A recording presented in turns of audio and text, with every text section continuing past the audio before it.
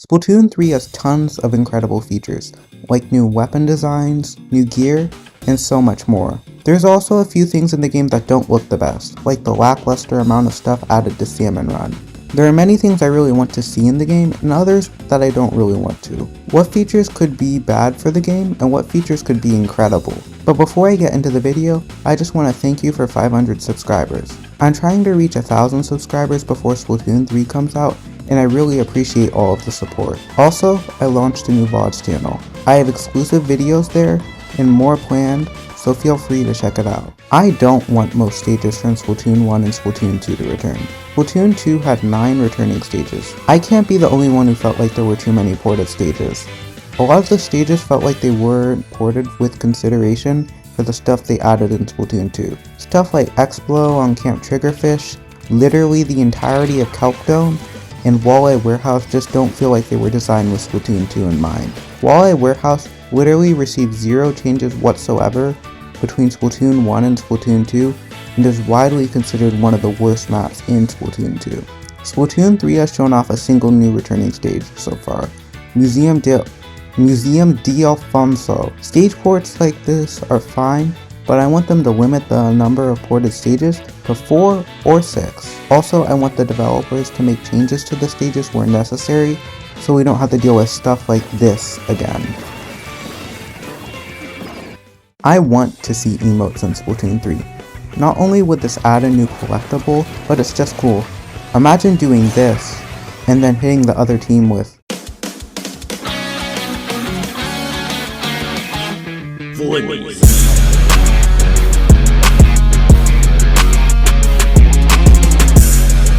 It would be so sick. You could access the emote wheel by clicking in the left stick.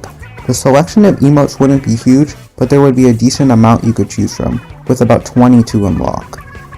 In public matches, the amount of emotes you would be able to use would be limited to 2. In private battles though, you can dance your heart away.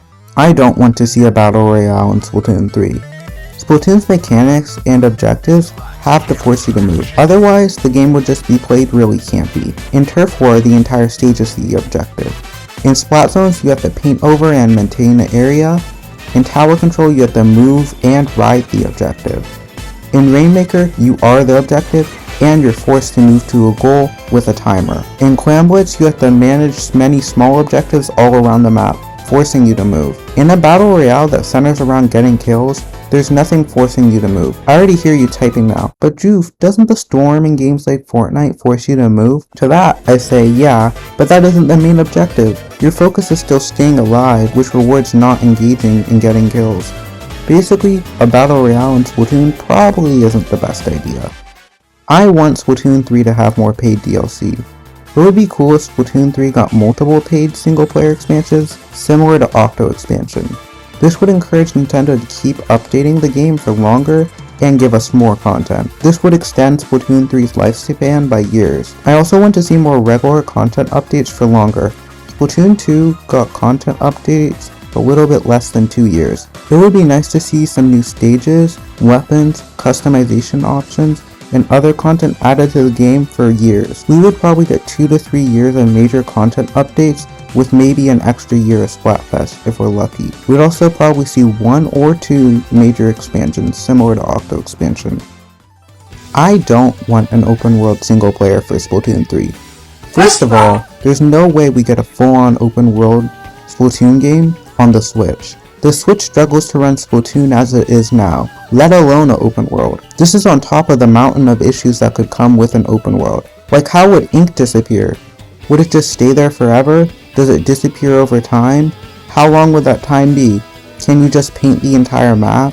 I'd rather just see a linear campaign with more of a focus on handcrafted levels. Splatoon works better in smaller arenas than one large world. It's also easier for the devs to design an intended experience.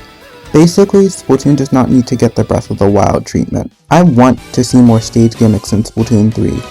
Stage gimmicks can completely change how you approach a stage. The fans on Antro V games force you to reconsider dropping it to mid.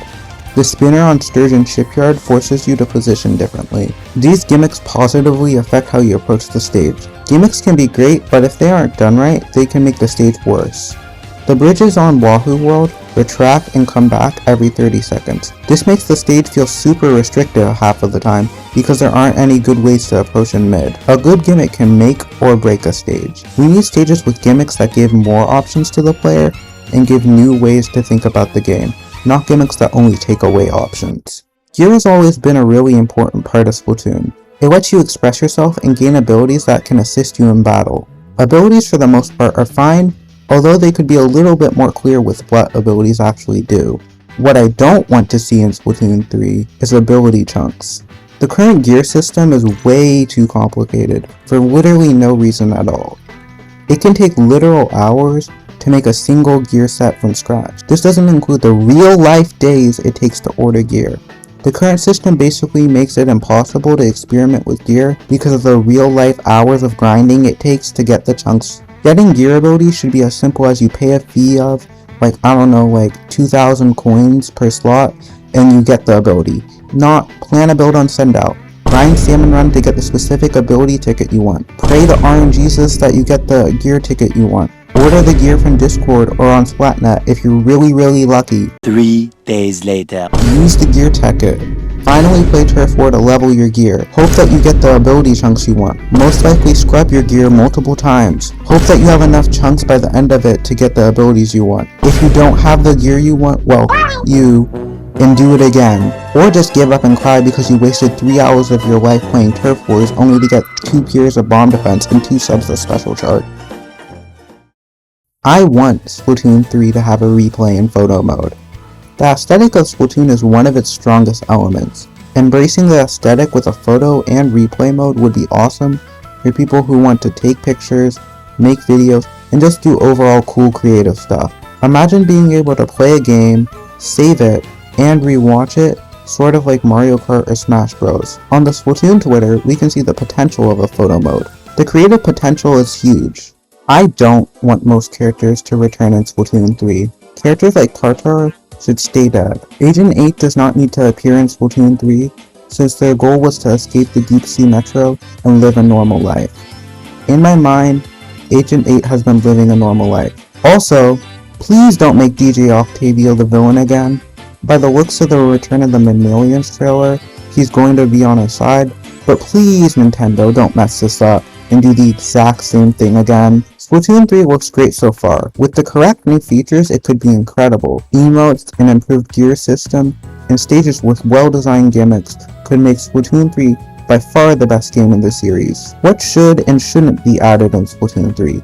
Comment below. If you enjoyed today's video, don't forget to like and subscribe. Also, don't forget to check out my VODs channel. Thank you for watching and have an incredible day.